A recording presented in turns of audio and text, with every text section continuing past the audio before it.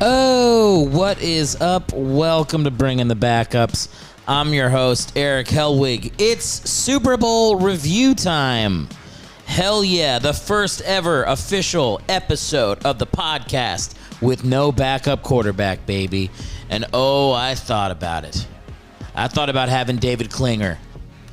All right, I thought about, other dudes. The point is I was like, you know what? It's the Super Bowl. I'm going to have two guests on, one from the Rams and one from the Bengals fandom, all right? And that's what I did. So on the show today, I'm talking with Rob Stern. He is a writer for the show Adventure Beast on Netflix. Very funny comic. Returning guest on the show. And I also have Andrew Paulsen. He is a writer for American Horror Story, also a musician. He is a Bengals fan. Rob is an adopted Rams fan, betrayer of his New York Giants. Moved to L.A., roots for the Rams as his secondary team when the Giants suck, which has been the last 15 years. So with that, two guests, two perspectives, the winner and the loser from the Super Bowl. We talk all that stuff. For me, by the way, if you're a fan of my comedy, you can see me in Santa Barbara at the Night Lizard Brewing Company at 6:30. That's coming up on February 19th. And then I will be in Hawaii on April 24th, 25th, 26th for the Aloha Comedy Festival. Dates are available at erickhellwig.com. Please visit there. And as always, if you're a fan of this show, please review us 5 stars on Apple Podcasts. It's the best way to support right now. Thanks so much and enjoy the show. Grab your gear and lace it up. Helmets on and cup your nuts. It's that time, you know what's up. Here we go, bring in the backup. Bring in the backups. Bring in the backups, yeah. Bring in the backups. Helmets on and cup your nuts. Don't think twice, bring in the backups. Oh, hello. Welcome to Bringing the Backups. I'm your host, Erick Hellwig. Is the volume on? Can you hear me, Rob? Yeah. Yeah, I have Rob Stern in studio today. Hey, everybody. Good to... Oh, Rob, hang on for a second. I need to close the soundproof blinds. Oh, okay. That's the whole reason I bought those. Rob, just vamp for about 20 seconds. Are you ready? Yeah. Start the vamp now. All right. Oh, man. Let me... we just watched the Super Bowl, so that's all I can kind of think about.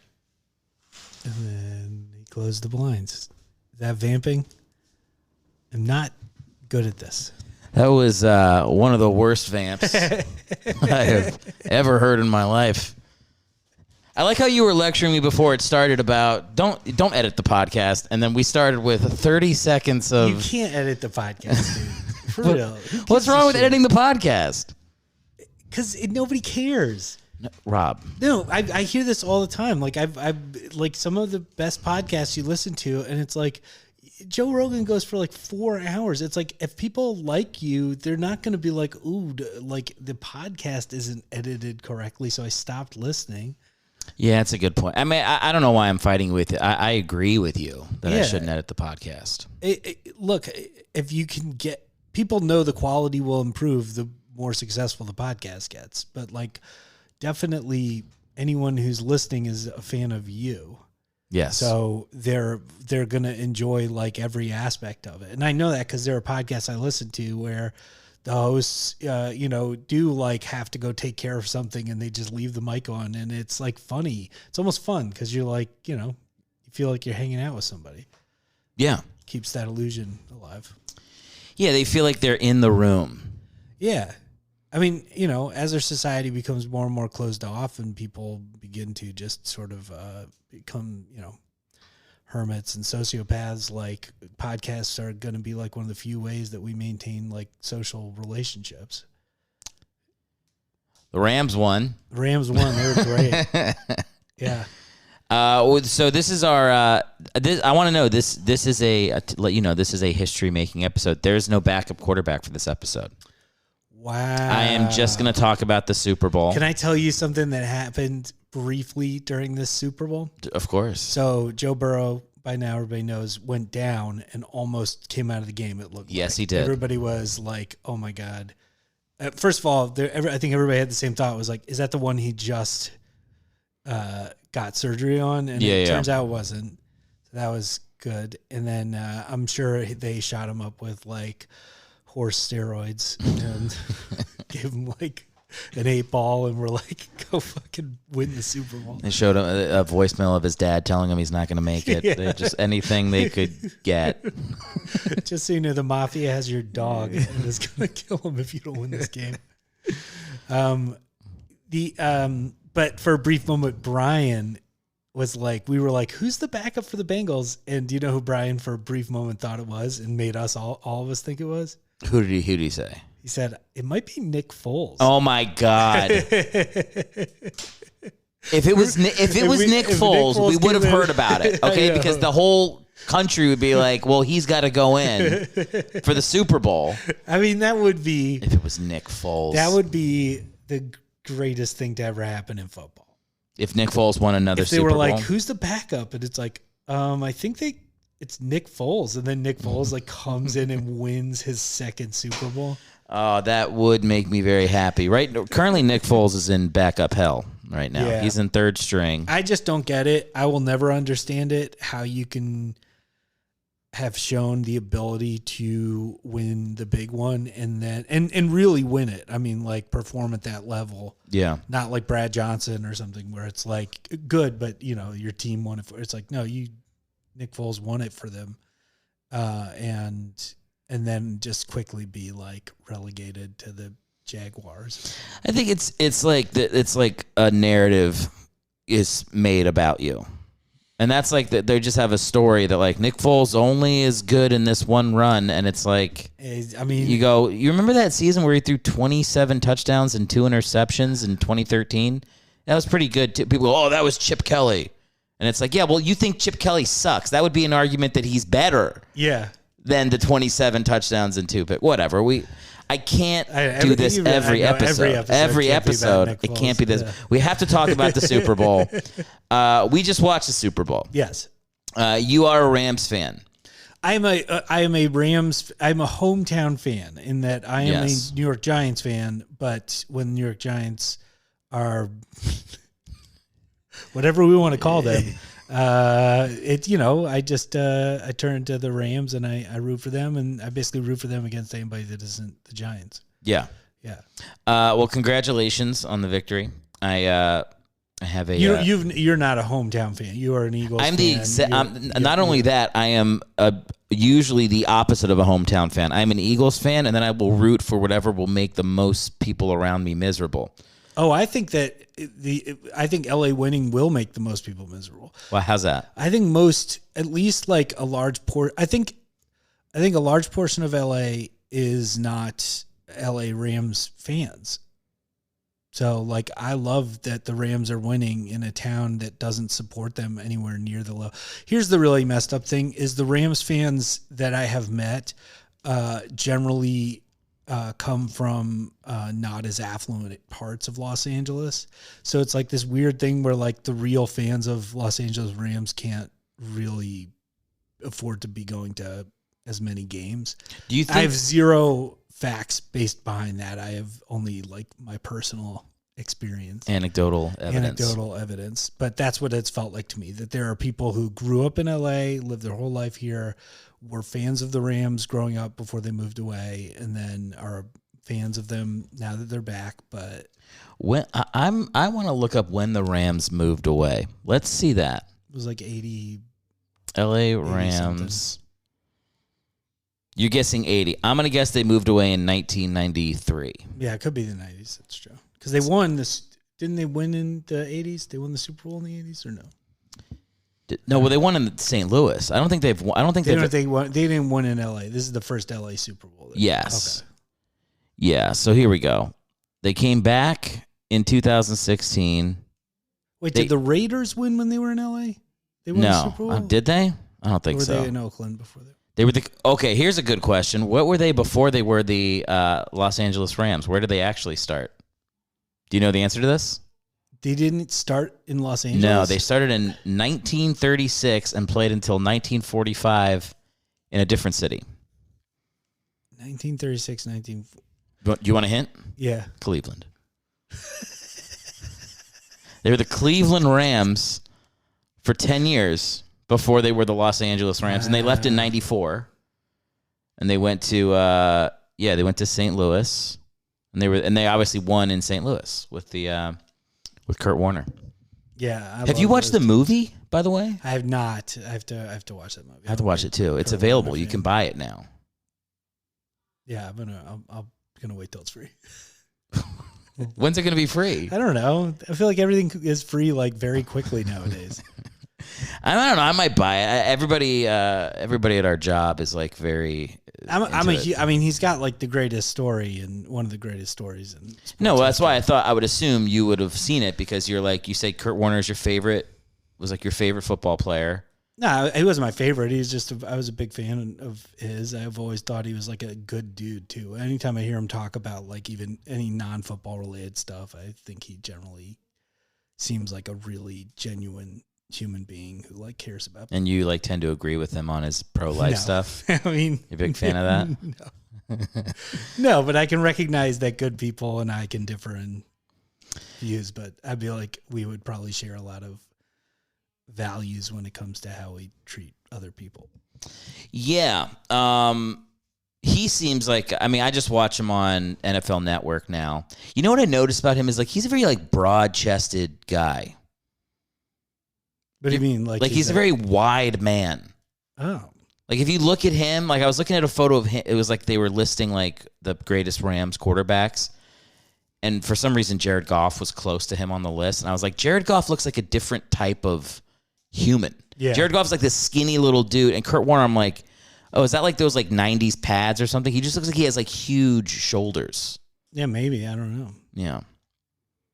Pause the podcast. Everybody, if you're listening to this, I want you to look up Kurt Warner. Look up Kurt Warner and just look at it just like purely width.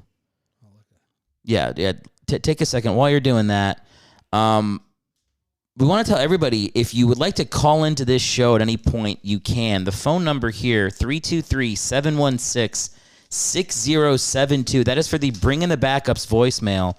In a few minutes here, Rob and I will be going through the voicemails from the last 2 weeks. You guys have called in. We had a bunch of people call in. Yeah, you know what it is? I think he, in particular, had big shoulder pads.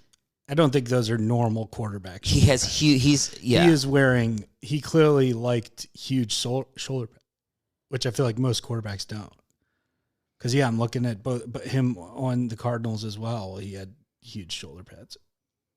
He wears giant shoulder pads, yeah. I mean, he's a jacked dude also. But yeah. But, like, if you look at him in a suit, he doesn't look, or like a regular shirt, it's not like he looks like. Can you pull up a photo of him shirtless? My Google is going to be so weird. Just trying to fuck up that algae for you, Rob. Kurt Warner shirtless. Yeah, there's a bunch of photos. Rob, why are you unzipping your pants? What's going on here? Here he is. He's like acting all jacked. I mean, he's jacked, dude. Dude, look at that. Oh, my God. Pass this photo over. Yeah. Why am I unzipping my pants? He is jacked. I was right. He is broad. He's a broad-shouldered guy. What is this photo for? Oh, my God. I found one of Terry Bradshaw shirtless, and I almost threw up. That's tough. I mean, come on. He's an old man like this. He's an old man. And also, like, not that I have a better body than 70-year-old Terry Bradshaw. Like, you're like, ugh, gross. I'm like, ugh, that's... He doesn't look too bad. For He doesn't 70. look too bad. I mean, for anybody. No, if that's very true. You just like anytime like an actor ages, people go like, "Oh my God, that's Renee Zellweger now," and you're like better looking than 90% of, and a million times better than the person saying it. Yeah, well, it's the same thing in sports. We're always like, "Oh, it's so sad." I remember when he was great. It's like he could still like destroy you in the court, on the field, whatever sport it is. Yeah, I remember watching Roethlisberger this year, and he had like no zip on his passes. And I was like, man, this guy just, he's showing his age. And then I thought, I was like, I would have to like swing my full body weight like I was throwing a discus to complete a screen pass. Yeah. Like the ball's too big for my hand. Yeah. And the best thing about like athletes being that much better is people are so shocked when they see them in person, or if you ever get to like hang out with even like a D1 athlete. Have you ever just like gotten to play with like a D1 like basketball player? I play pickup basketball, and you always have like one dude who played. He was like the 9th guy off the bench at Gonzaga like before they were good. Yeah. And he's dunking, and you're like, There's a great YouTube clip of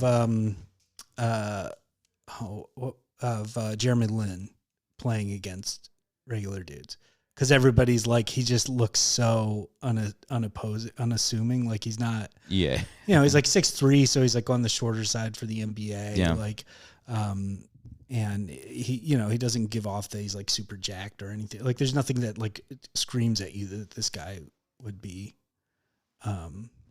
able to like dominate on the court. But it's just such a great video because it's just like, yeah, he's just ripping dudes up, like a top 100 basketball player in the world. Like you're still that like Linsanity explosion was one of the craziest things in NBA history, I thought, at least in like as long as I've been alive. To do it for that sustained amount of time. Yeah, it was very strange. It was very strange to see somebody hit a stride like that, and then people's excitement over it was, like I think that it was just like kind of shocking to see somebody sort of out of nowhere, start playing at that level, And it's just interesting too because we expect. There's a guy, I think it's Tommy Maddox or who was a quarterback on Pittsburgh. I think. Is that right? Like I remember him having a similar kind of streak where it was like out of nowhere, it was like, oh, this guy's still got some juice. Not only that, he's like playing like one of the best QBs in the NFL. And then I remember he like got rocked. I was watching a game and he got rocked, and it was like every game after he just played. You're like, oh, this is why he was in the XFL. Yeah, like it just was like, oh, okay. It wasn't meant to be, but it was, it's still incredible. It's an incredible thing, and it should be celebrated whenever anybody achieves something like. I mean, it's impossible to the fact that Jeremy Lin did that for even that brief amount of time was incredible, and then he won an NBA championship. Yeah, he did. That's right. That's easily forgettable, but he did. That was so cruel. You see, remember they like put together highlight clips? Did you ever see that? No. Like some asshole on YouTube was like the Jeremy Lin highlight reel from the NBA championships.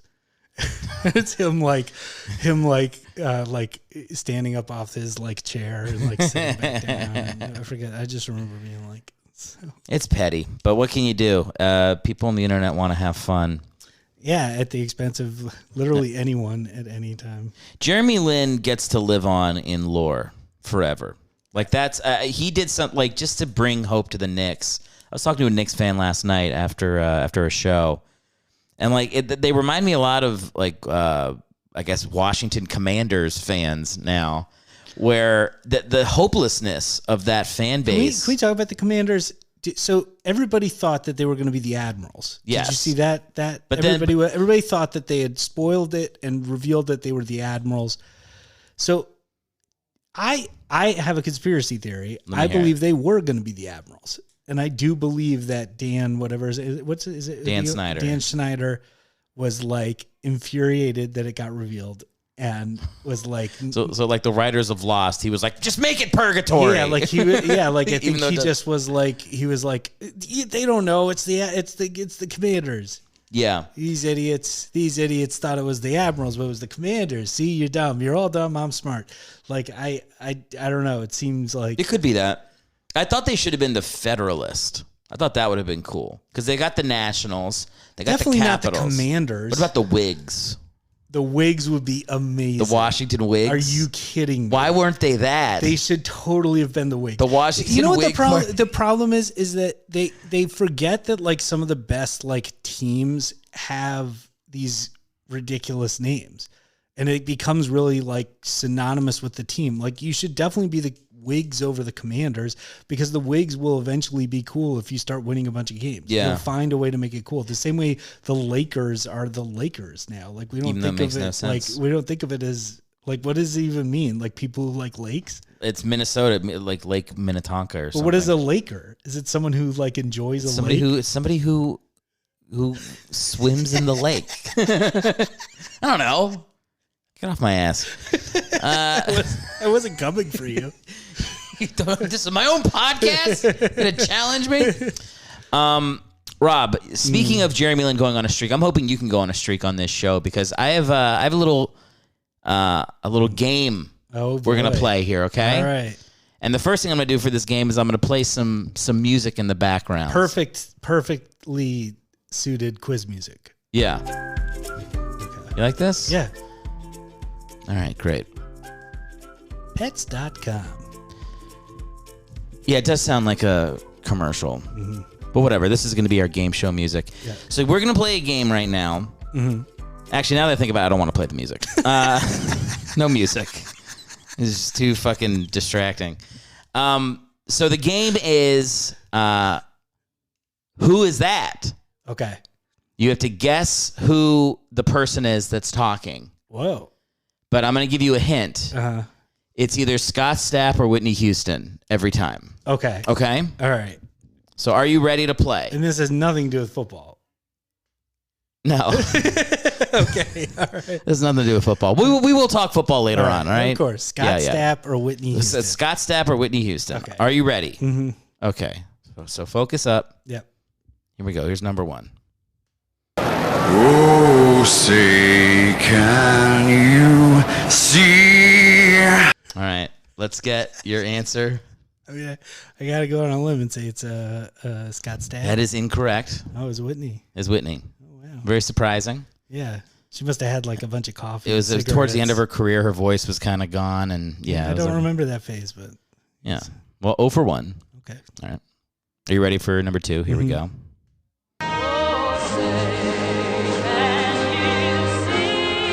Yeah, I mean, that's definitely Whitney Houston. Yeah, that is Scott Stapp. Wait, what? You're 0 for 2. I wouldn't lie. I mean, okay. This is the game. This is the laziest bit I've ever heard. Here's the third one. I haven't experienced in years.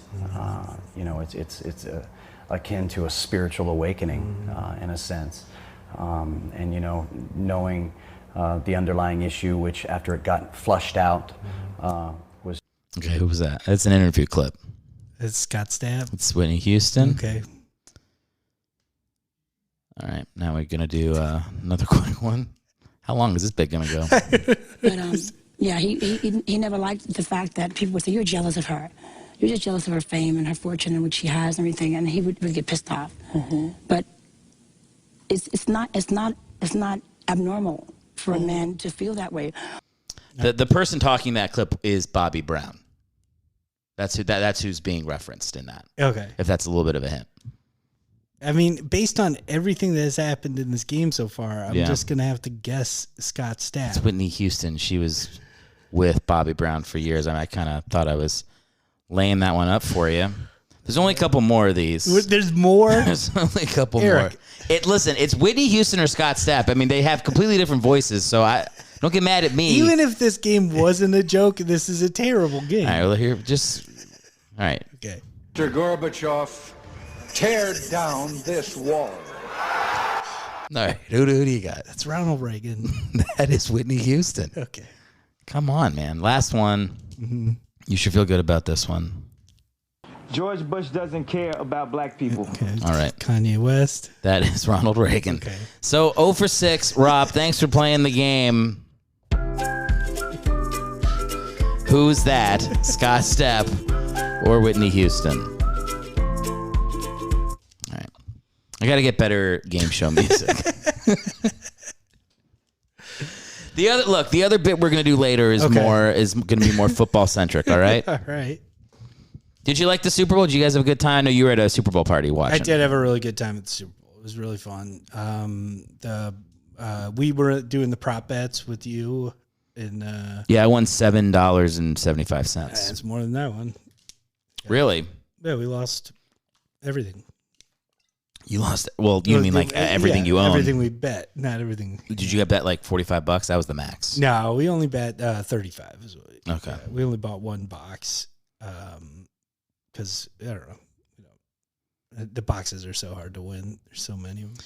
It's just random. It's so random. That's why I'm like, I always just buy one because it's just to me the same. It's like just random allotment. And yeah, I had a 2, so that was just never going to happen. Does the audience know? I don't know. Do you guys know what boxes are? All right, boxes basically you get a number 1 through or like 0 through 9.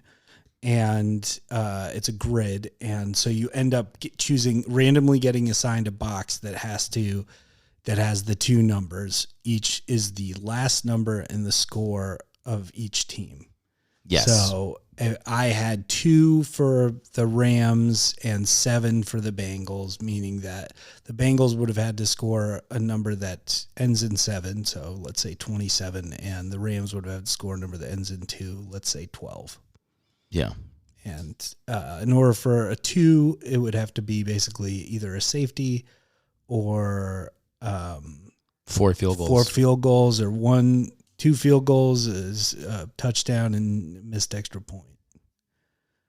It's never in the history of the Super Bowl. Has that ever happened? No.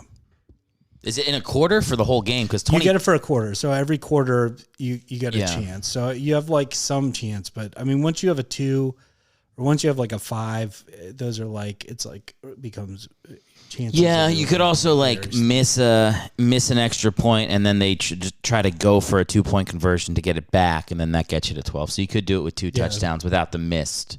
It won't necessarily be 2 missed extra points. They almost had a returned extra point. I know. Tonight. Well, the announcers weren't like, when that play happened, they were like, oh, well, whatever, that's not going to happen. I was like, no, those returns go all the time because the guys in the kick unit are not. Nobody's prepared for that. They're all like the backup offensive linemen. Yeah. Versus like a couple cornerbacks passing the ball back and forth. That can 100% go back. No, that really felt like it was going to happen too. Oh yeah. I was so happy he lateraled. I like how lateraling feels more common these days. Like I feel like I've seen it a few times this season. It should happen more on defense. Yeah. Oh, definitely. If you get the I don't know. I mean, it's easy to say that, but you like got a recovered fumble or interception, and like you don't want to turn it back over. Yeah. So. I thought that was I was like, I thought they were going to score a touchdown on that play because I watch a lot of college football, and I feel like every big rivalry game ends with like a crazy laterals. Or a missed field goal return for a touchdown or something like that. Like that shit works in college football all the time. I'm also happy the Rams didn't wear those uniforms where the number fades. Man, that upset everybody. It's really not an like gradient fade or whatever you call it. The gradient sucks. Yeah, it was very upsetting. It sucks. Yeah, I am with you on certain jerseys. I do think the Rams' old jerseys are more fun. Oh yeah, I did like the Kurt Warner era, like gold and blue. The gold to me is too boring. The only time I like gold is if it's like the trim. Okay. If it's like a featured color, it's funny. People don't realize how much like sports fans do talk about jerseys style. Like we don't sit down and watch Project Cromway together, but we will talk about like jerseys all the time as if like, I don't know why. I think it's because it's fashion simplified, right? Like there's only so much you can do with it. So it's fun to like figure out what the most fun version of those are. Yeah, and there was a guy, I did a show at the Chateau last night. Wait, today's Sunday? Yeah, it was last night. And a guy was wearing the old Eagles Kelly Green, like Reggie White jersey with like a bicentennial patch or something. And we talked about his jersey for like 20 minutes. And I was like, this is like our permission to talk about fashion. Yeah, I mean, you're allowed to talk about fashion. It's just for some reason you wouldn't be drawn to. There's too many parameters in real fashion. Yes, like we would probably enjoy talking about fashion if we had any idea like what we were talking about, but we can't reference anything. But you and I can talk about the color of numbers, the color of a trim, and the color of a jersey. You got to let yourself talk about some feminine stuff out there, guys. Like it's gonna make you feel better. Like we watched. Well, it's funny that fashion is considered feminine when it really isn't. Like if you think about who are the fashion like Mount Rushmore is, there's like maybe one woman on it. Like every other. Who's the fashion Mount Rushmore? To me, I'm thinking you're talking about like designers. Yeah, like designer. Yeah, but it's all gay dudes. Is it? Yes. Right? I don't think so. Calvin Klein. Well, Tommy Hilfiger, I remember wasn't, because he lived in in New York, and I remember like some people who like knew his family. Like, so I don't think it's. I don't know. I don't know. I think even if not, it's probably just perceived that way to be more feminine. You don't think so? I don't know. It seems like you know what's really funny? You know Andrew Lloyd Webber, obviously Cats and everything. I told my gay friend that he wasn't gay, and because he didn't know that Andrew Lloyd Webber wasn't gay. Andrew Lloyd Webber, what? No, he's gay, dude. Oh no, he's gay. No, yeah, he's straight. That's not possible. He's straight. That can't be true. He is. The guy that wrote Cats is straight. Phantom, everything. Yeah, he's straight. We have to. Rob, thanks for coming on the show. Is that's real? That's real. Yeah. Motherfucker. Yeah. God damn. And he's a billionaire. He had $1 billion. Of course. I mean, he made a lot of money on yeah. the second Phantom of the Opera. Yeah. What was the second one? Oh man. It was like he's in. It's like Love Never Dies. Love Never Dies. Yeah, that is it. They're in crazy. Coney Island. Sounds like a 007 movie. Yeah. Yeah. We saw because we used to work at a theater. Yeah. So we've seen some stuff. We saw Phantom together. Yeah. It was a hilariously it's really hilariously It's crazy bad show. that it's that successful. I love that we walked out of it. We're like, it's basically Incel the musical. Yes. It's just like a dude being like, "Why won't you like me? I've stalked you." My music. My music. Yeah, bad show. We got to talk about the Super Bowl. Let's do it. I mean, what is there to say? I was like, I thought it was a good Super Bowl up until I didn't think the fourth quarter lived up to how it felt like it was going to end. I thought we were about to see another like back-to-back marching down the field. Like Josh Allen. Yeah, like, okay, both these quarterbacks are stepping up and bringing it. I was happy that Cooper Kupp got the MVP, though, because he really is like, he's just incredible. I mean, he really is like one of the greatest wide receivers I've ever seen. Yeah, that last drive was when Stafford just kept going to him. Well, here's what was great is that everybody was looking. We're like, as soon as Odell went down, it was like terrifying because anybody who's been watching the Rams all season, as soon as they got Odell, it was like, oh my God, Cooper Kupp just got opened up because all they have to do is just every play, just have them run in the opposite direction. It's like, who do you cover? Odell or Cooper, like those are your two options. And it was great. And then as soon as he went down, you saw this huge, you saw why they needed Odell so much in order to get them to the Super Bowl. Cause they really don't have another offensive weapon like that. I mean, I do think like I think their run game is fine, but man. And then, so they stopped throwing it. They kept trying to run it. They ran for like -2 yards or something. Well, the crazy. Bengals defense stood up so hard. Amazing. I mean, everybody was like, the defense is okay. They've had some good games, but like they that played was like the best they've ever played. That was like a thought of as a weakness. Yeah. And the Rams had like less than 2 yards per carry. The starting running back was like 10 carries for 9 yards. They stuffed him every time. I thought it was lining up for the Bengals. To be honest, I was 100% Joe Burrow's about to go score a touchdown with 10 seconds left. Maybe it was like the everything else that happened in the playoffs leading up to it, just like made me think, oh yeah, it's easy to go down the field with 85 seconds and 2 touchdowns. It just became the norm. These playoffs were incredible. Yeah. Good for Stafford, though, man. I mean, that was a baller drive. I mean, well, what I want to say, so what was incredible is that after Odell went down, they lost all their confidence in trying to go for Kupp because they were like, well, now we don't have anybody to take the pressure off Kupp. Now they can double team him. And what was incredible is that it got down to the fourth quarter and it was like, well, we have no other option now. Our run game is not taking off. we got to just try and throw to Kupp even though he's double teamed. And it was like I hope it does. I mean, I'm glad he won the MVP because it'll put a spotlight on this, but to really look at it and be like, here's a guy who's getting double teamed. It feels like all is lost. I mean, the Bengals the momentum just felt like it was with the Bengals for the majority of the game. And to just have Matthew Stafford, it just felt like somebody on the sidelines just was like, fuck it, go to Kupp. Just go to him. Who cares? Yeah. If we're going to lose, we're going to lose by going to we're going to be thrown to our Hall of Fame wide receiver, and that's how we'll lose.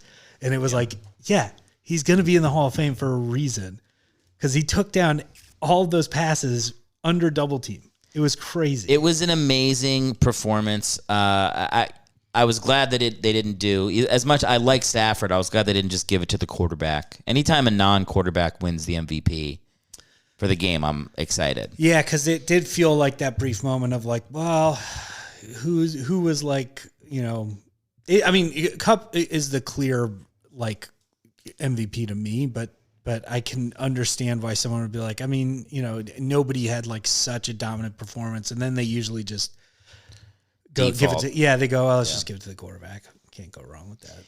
What do you think about, Stafford's 33 now? Yeah. If he wins one more Super Bowl, I feel like he's a Hall of Fame quarterback. Like, I feel like that's enough. I mean, he's not better than Eli Manning. Would his career stand up if he wins one more? I feel like he's one Super Bowl away from. I think if he won another Super Bowl, he would have a real shot. I do think so. Yeah. Yeah. I mean, I think no one would argue that he isn't. The general consensus, I feel like, is everybody's like, he did all this amazing stuff while playing for the worst franchise in the league. And the second he got put on a team that was at his caliber, he won a Super Bowl. Like, there's no question he had it in him this whole time, and he just wasn't given the weapons and the tools to make it happen. I don't know how the Lions fans have to. I mean, I guess from what I gather, most of them are pretty happy for him because they were, it's like you're a fan of somebody. It's like depressing. It's like, you know what it reminds me of? The Lions fans. It's like the Lions fans are like Ben Affleck and Good Will Hunting. It's like if you're still here, he's still here. Every day I come into this fucking stadium and I hope to God you're not here. Hey, the best part of my day is entering this locker room and opening. You're not even. That's such a weird scene in that movie. It's like you wouldn't just want. Why not just have him say goodbye like a normal human being? You just want him to disappear. Yeah. Well, hey man, it's Southie. You just you can't know it, man. It's the Southie way. That's just the way it is. Yeah. It is. I will say. I mean, famously, the Irish goodbye. That is the Irish goodbye. You just leave. Yeah, is that you just leave. Yeah. Yeah. I do the exact opposite. I tell Liz, I'm like, let's leave this party, and then 2 hours later, I'm saying goodbye to everybody. And it sparks 500 conversations. Updating people's Wikipedia pages and just really dragging it out. I'm a big fan of the Irish goodbye. I've gotten better now. I don't really do it that often, but now because I feel like it's a very immature / alcoholic thing to do. To just walk away. Yeah, just feel like I'm so drunk I gotta go. Like, now I'm good at the solid goodbye, or I'll do the group goodbye. I'll head towards the door, turn around, and be like, "All right, guys, I'm leaving." Well, you'll say goodbye to the whole group. Yeah, I'm 40, man. I don't give a shit. So you'll just give a shit about you'll just bring like a bullhorn with you and just sound off a couple sirens. Definitely, yeah. And go. All right, I'm out of here. Hope you guys have a good rest of the time. Turn off the music. I'm leaving. Everybody say goodbye at once. Goodbye, Rob. And then you're out. What are things that as you get older, you just know you're not going to give a shit about anymore?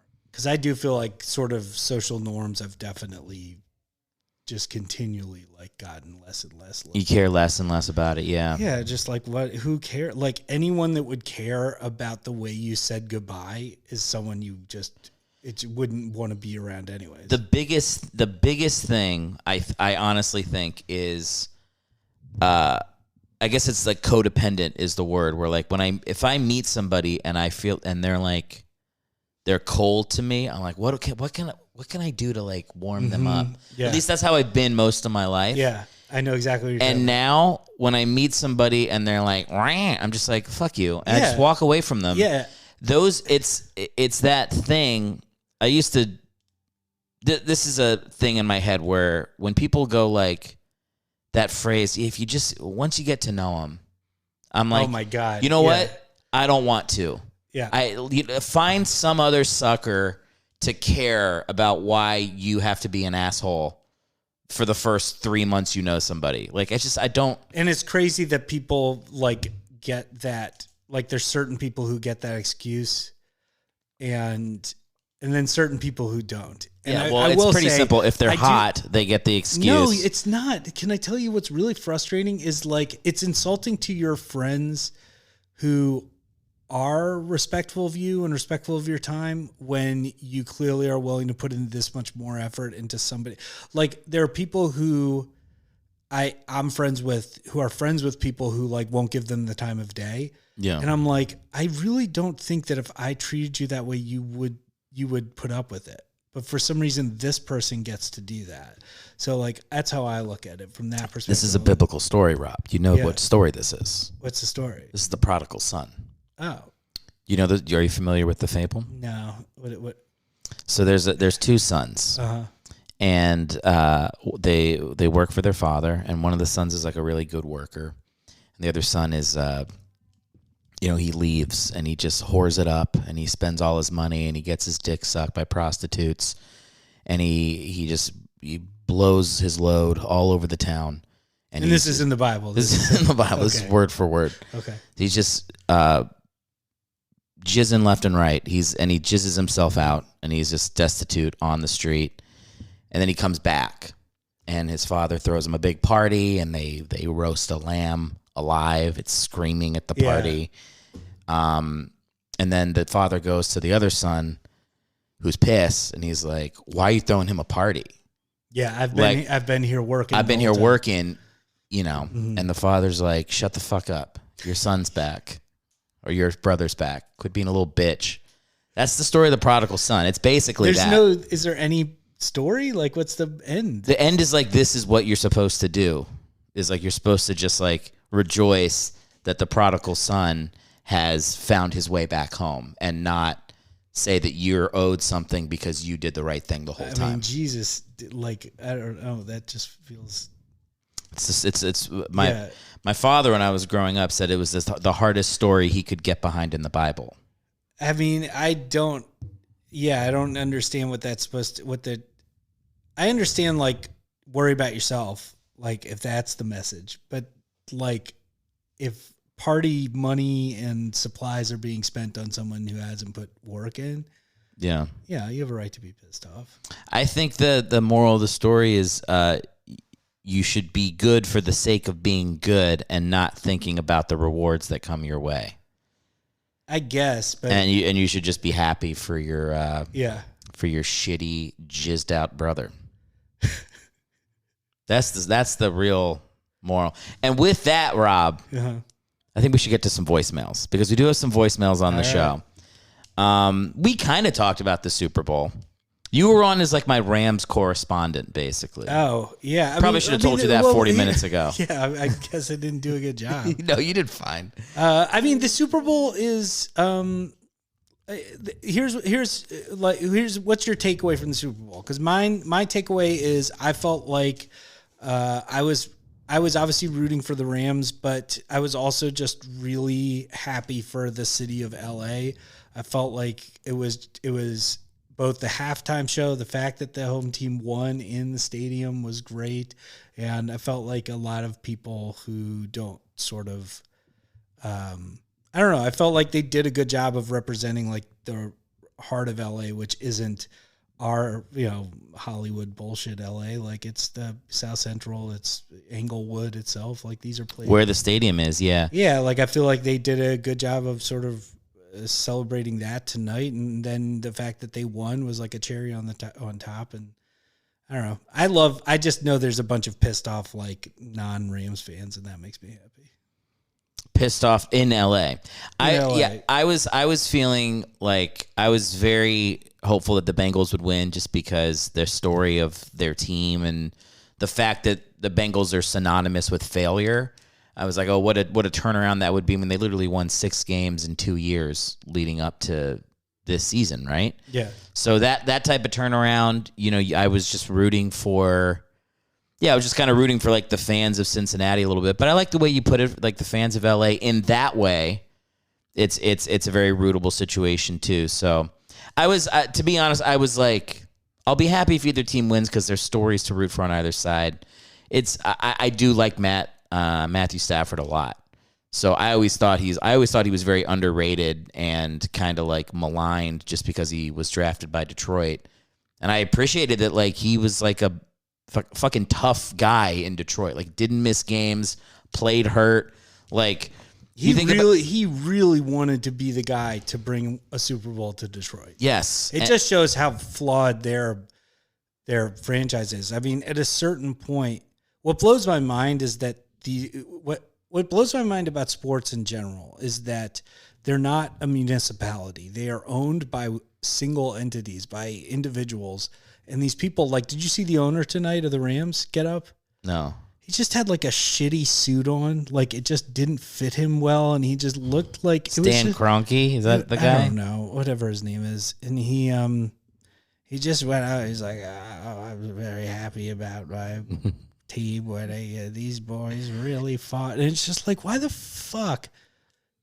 Like, why is sport, like, can't we, I don't know what we can do, but it feels like this should be like, the last thing I should see is some old fucking like guy who got his money because his like great grandfather murdered a bunch of Native Americans like that. Okay, all right, hang on. Look, I let's not woke it up on the show, baby. Look, who else is gonna woke nation with Rob Stern?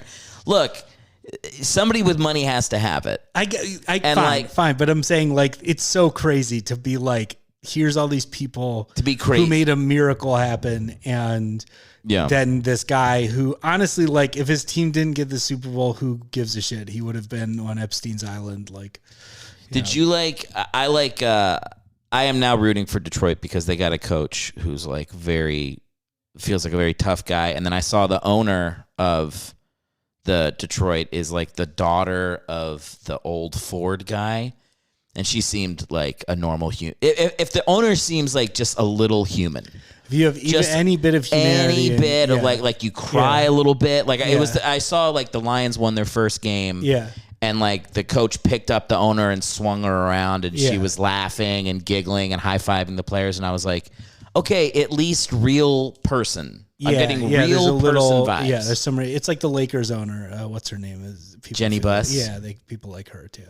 Yeah, if you can just do that. I mean, the Eagles owner's like that too. Jeffrey Lurie has got that like streak in him. Just be, and then that people go too far, like Mark Cuban. They're like, let's hang out afterwards. You're like, go fucking run the team, you rich psychopath. Stop acting like you're my friend. So yeah, there's a balance to strike, but yeah, I didn't see the. What's the novel where like the kid has to go to the home of the crazy old woman? Is it Mrs. Esterhouse is the name? I don't know. I have no idea. I don't know. There's some book I read. Who fucking knows? We got to get to the voicemails. Okay. We have to. Shut up, Rob. Bring in the backups voicemail. Erick. All right. You ready for some voicemails? Yes. These are the fans of the show. They called in. Thank you guys for calling in. I said the number before, but in case you would like to call in, you can. 323-716-6072. Leave me a message like these good people did. Let's get to our first caller right here. Can I ask before that we get? Can you leave a message giving a review of my performance on this show? That would be great. I and for real, be as brutal as you want, because honestly, like I think that I don't get enough feedback from it. From your podcast? Yeah, like I'm sure somebody goes on like a YouTube clip of me and insults my looks, but I mean, real feedback. If you want to call in and say, here's things that I needed, I needed to do. Yeah. I'll take it. They know the number. They know the number. We'll give it to them a third time at the end. They can call in and review. Great. Let's get to our first caller. Especially any of the comedy friends we have who I know would be more than happy to Rob, call in if under you a fake name and say something truly mean. Rob, if you interrupt me before I play this first voicemail, I'm going to call in with a bad review of your podcast. All right, let's get to the first voicemail. Hey, Eric. My name's Danny. I'm calling in from Southeast Louisiana. I'm a little behind, but I listened to the Bobby Abreu episode recently. Wanted to shine a little light for you. In the Cajun culture, they call their juniors Little or T. So Bobby Abreu's son is Little Bobby or T-Bob. He also doesn't have an accent like his dad because he grew up in Atlanta where Bobby Abreu finished his career. And Bobby did not invent the Who Dat chant, but they do call him the founding father of the Who Dat Nation. And watch some videos of him cheering on the Saints is pretty funny from the press box. Love the show, man. Big fan. Bye. All right, Danny, thanks for calling in. That is a reference to, I think, 2 episodes ago. Bobby Abreu's son is T-Bob. I thought that was now we know T-Bob means is like Lil. it's a Cajun. Yeah, it's like a Cajun. That's great. thing. I love that. Yeah, I did not know that. Now I do. I wonder where that comes from. I wonder if it's like a French etymology. I should be more familiar with it. My grandfather was French. I've never heard of that though. You have two relatives who could have taught you how to speak fluent. 3 other German, French, and Spanish, and not one of them. Well, they all tried. I took all 3. Okay. And none of them worked. I took Spanish in 7th grade. I took French in 8th grade, and I took German in high school. And it just never. It just didn't take. I got the closest with German because I was there for 4 years, but and I also was born in Germany, so I had a little bit of it kicking around, but I just haven't prioritized learning a language. Yeah. Also, thank you for calling in, Danny, by the way. I like that he didn't get off his ride-on lawnmower before calling into the show. But appreciate your listenership. I do like that your listeners are definitely people who know way more about the sports. Perfect. It's great. That is exactly what I want. Let's get to our second call right now. 'Tis I, the NFL Riddler. I have a riddle for you. What colors... Black Rob, the and NFL purple Riddler calls in a lot. I don't know if you are represented in the NFL. Wait, what did he say? Again, what colors, black and purple, are represented in the NFL? That's the Ravens. It's the Ravens. That's wrong. What? We're talking about every player's girlfriend. Oh, Jesus. The Riddler. Jesus Christ. NFL Riddler. All right. Well, fuck? That's just gonna be a call that we get here every once in a while on the show. Did you guess Ravens too, right? Yeah, that's what I thought. But he was referencing the I got it. spousal abuse that occurs in the NFL regularly. Yeah. All right. The NFL Riddler. Yeah, the NFL Riddler. He's really thought that through. He's called in multiple shows now. Good for him. All right. Next voicemail. Hey, Eric. First time, long time. Love the show. My name's Oliver. Now, we know since we're listeners that, you're Army brat. You got a couple of different favorite teams. But I just want to know, what do you think of the Washington Commanders? Do you like the name Washington Commanders? We already talked about this. Yeah. What would you have chosen for the name of the Washington football team? Anyway, just love the show. Bye. I can't tell if that's a real person or not. But he said it sounded like he said Dolliver. I think it's Oliver. I think it's Oliver. I think it's Oliver. It did sound like he said Dolliver. Give me. Let's pitch out on names for Washington. You had said the Whigs. I mean, the Whigs. You clearly had thought that through because I had not thought that through, but that's a great name. I would love the Washington Whigs. First of all, instantly every fan is wearing old powdered wigs. Yes, and it's so funny. It's crazy how they didn't do that. How funny would that be to go to games, look around the crowd, and see everybody in a fucking old timey wig? It's crazy they didn't think of it. And that, you know what it is? It just the shows wigs were still around when they were slaughtering Native Americans, so you could keep the Native American stuff too. It could be a wink to all your. And then the Warthogs, I thought would be cool because they used to have an indoor soccer team called the Warthogs. I think that'd be a nice little homage. But here's the problem with it: it's like the Wigs is so inventive, and it makes sense for the city. These random the fact that it's the Washington Commanders, because I guess it makes sense because the commander in chief or whatever, but it's it's just fucking lame. It just, you know what it screams? It screams a room full of people pitching out on ideas. You know, somebody in there pitched out something as fun as like the Wigs. And everybody was like, "Oh, that's really funny, man. I like that." But no, you know, let's get serious. You know, it was one of those responses, like that type You've of won response. One playoff game in 22 years. Yeah, you're not serious. You should have never been the take Wigs. yourself as serious. All right, well, look, Oliver, we're gonna land on Washington Wigs. Let's next call. Yeah. Hey, Eric, it's me, Bill Clinton. I just wanted to call and say you're doing a great job on the podcast.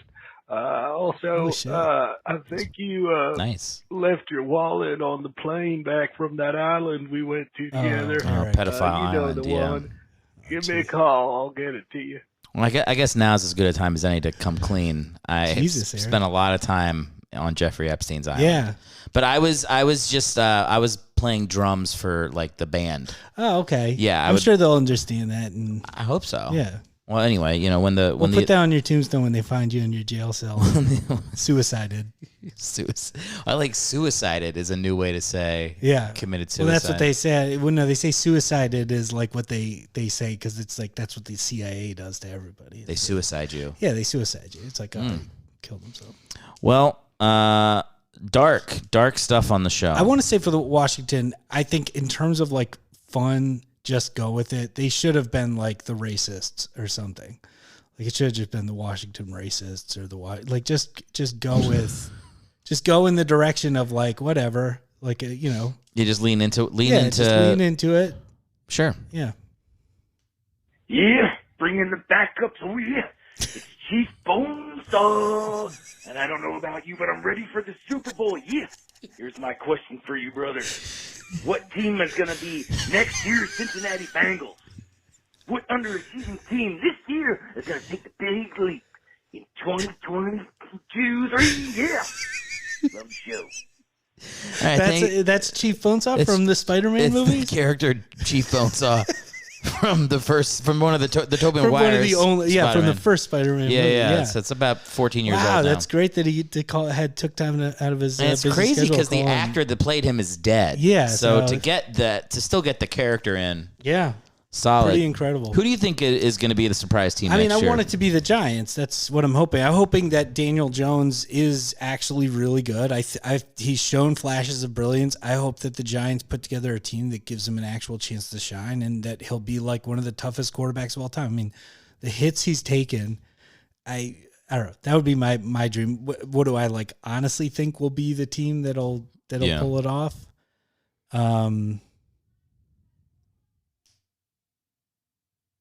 I'm trying to think of I guess I would.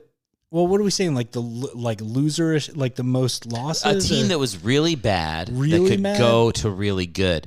I'll tell you mine, man.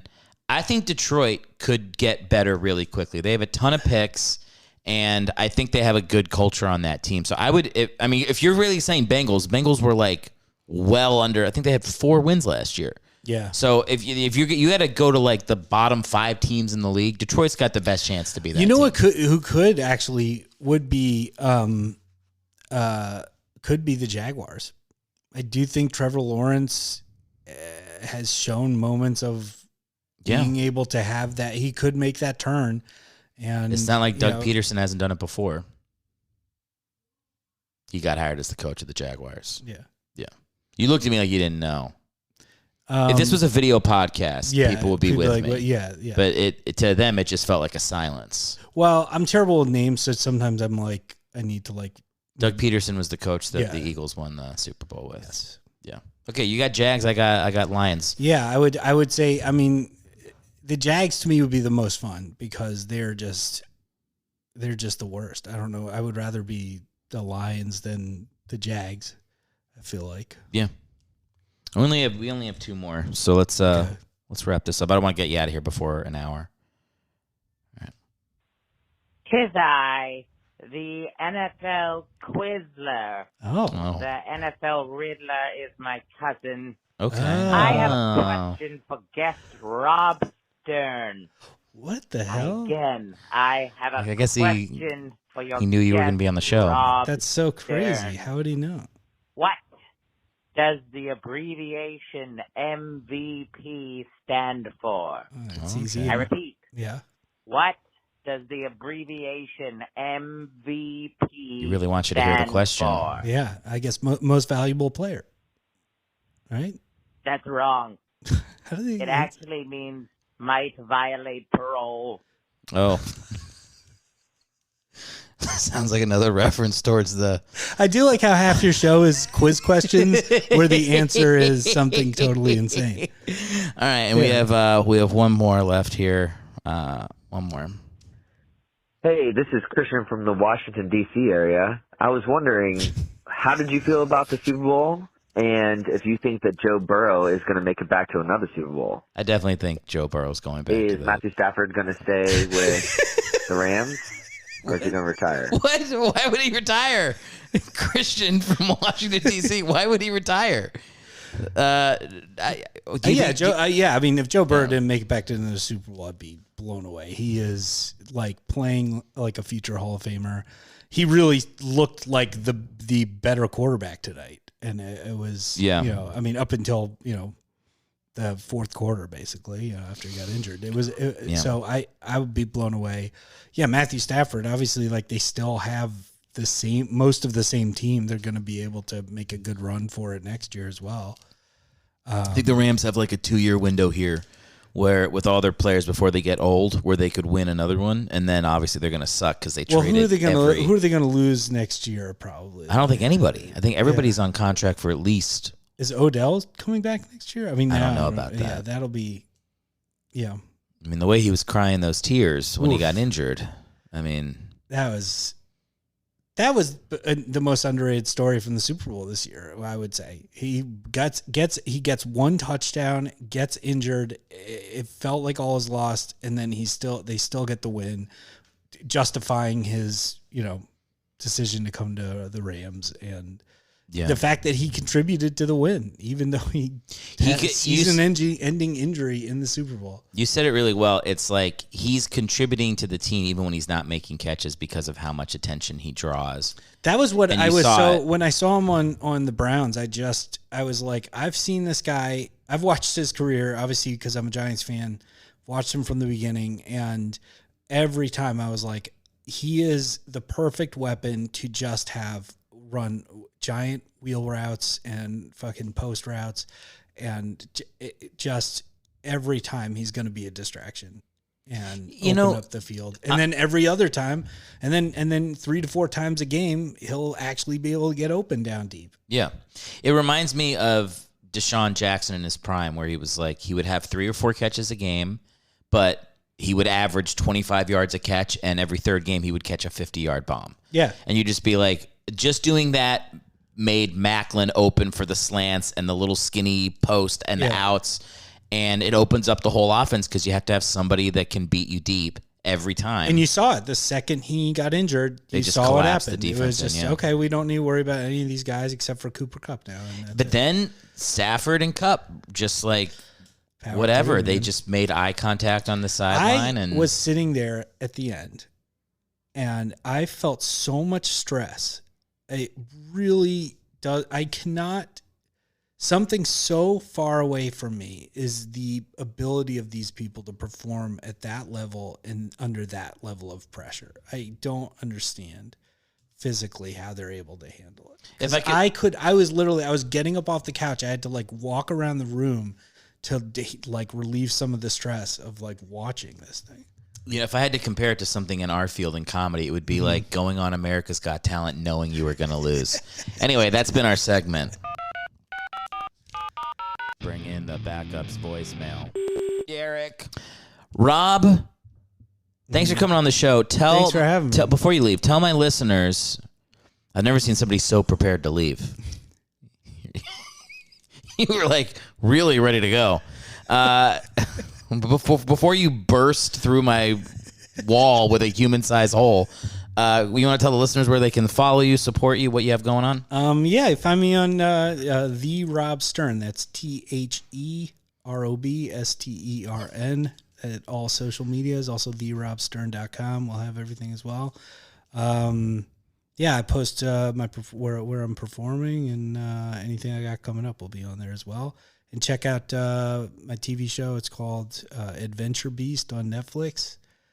And that's it. Could you spell the word "the" again for my audience, just in case I didn't catch it the first time? Well, it's I don't know, the Rob Stern. I've had to spell it out for people before, so yeah, and it's not. But you're right. I'm a fucking asshole. Thanks. You found out that I have a Cajun audience, and you're like, let me spell the word "the" for these peons. Look, thanks for coming on the show. Now, at this point, we're gonna hop into our. I'm interviewing another guy for the back end of the show who's a Bengals fan. Oh, awesome. Andrew Paulsen. So, we'll see how he's doing. Yeah, that's rough. But thanks for coming on. Congratulations for the Rams victory. This is your second time on the show, I think. Yeah. I mean, Liz has been on like 30 times, but you and Brad Stoll are the only like full-time guests that I'm not married to that have been on multiple times. That's great, man. So there you go. Yeah. Get some better guests. What? You're a writer on Adventure Beast. I got a Netflix writer. I'm sitting on my couch. That's a get for this show. Oh, okay. Thank you. I can't take a compliment. Just let me. Yeah, dude, you're a writer on a show. I mean, it's a real thing. I love being on your show. It's really fun. I love listening to it. It's a great podcast. Okay, but why are you holding a gun? All right, thanks for coming on, buddy. See you soon. Hey, hope you enjoyed the first interview on our show. Hope you're having a good post Super Bowl week. It really is a holiday. In fact, let's listen to what Bruce Springsteen has to tell you after some unhealthy eating during the Super Bowl. All right, there you go. Thanks, Bruce. Now, before we get to our second interview with Andrew Paulsen, a writer from American Horror Story and a Cincinnati Bengals fan, we wanted to give you a little bit of both. We gave you Rob. He's happy the Rams won, but now you get the sharp tears of a Bengals fan for the second half of the show. But I do want to say before that, make sure to check out Rob's show, Adventure Beast, on Netflix. Very funny animated show. And then I also want to encourage everybody to call into the show here. Leave me a voicemail at Bring in the Backups. It's there for you guys, the fans. The phone number here, 323-716-6072. As you just heard with Rob, you can truly say whatever the fuck you want on the voicemail. I do not care. But call in. I love to hear from fans. 323-716-6072. Did you guys hear me burp just now? It was like, it was kind of weird. Anyway, also I want to say this. If you have not yet, please do review this show 5 stars on Apple Podcast. I tell you, no joke, when 2 or 3 people review the show, I see the numbers go up. It does a thing in the algorithm that I could not understand or I'm not smart enough to explain to you. But I just know that I see the numbers. So please do me a favor. If you have not, right now, if you have an iPhone, if you have iTunes, please review this show 5 stars. Write something nice that you like about the show. I would really, really appreciate it. With that said, let's get to our second interview with Andrew Paulsen. Enjoy his music. That's going to take us in to the back half of the show.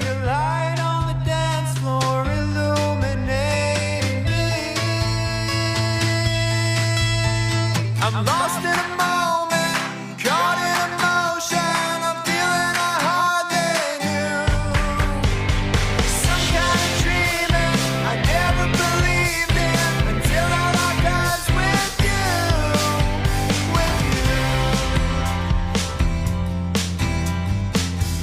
We kept dancing there till you saw. Look, man, it's the sign of a real Bengals fan or any fan to wear after a horrendous defeat. Yeah. No, not horrendous in like it was a close game. You know what I mean? Like horrendous emotionally. Yeah. Yeah. No, I think the thing that this morning, being in Cincinnati, waking up, being in the hotel, and just knowing that everybody last night after the game was just kind of quiet and kind of, I really didn't run across anybody who was too crazy last night. Like, I think after this game, people were just like, and they just went home.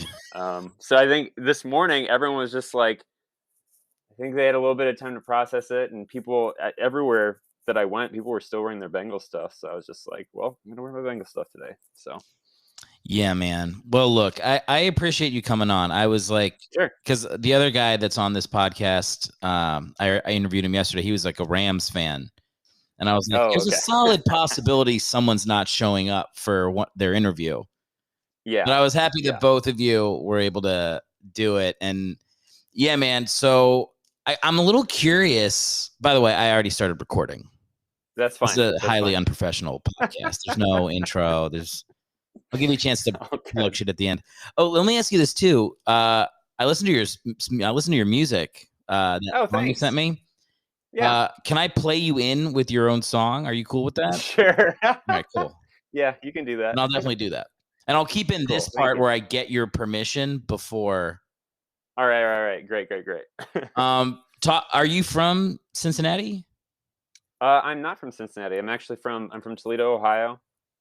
Born and raised, and spent the first 22 years of my life in the state of Ohio, and then moved west from there. But yeah, the family history of kind of, I don't know, football and everything in that area, it's I don't know what you know of Northwest Ohio, but it's very heavy into college football. So usually the big thing in Toledo is Ohio State versus Michigan, and then there's all sorts of different fandoms when it comes to professional sports.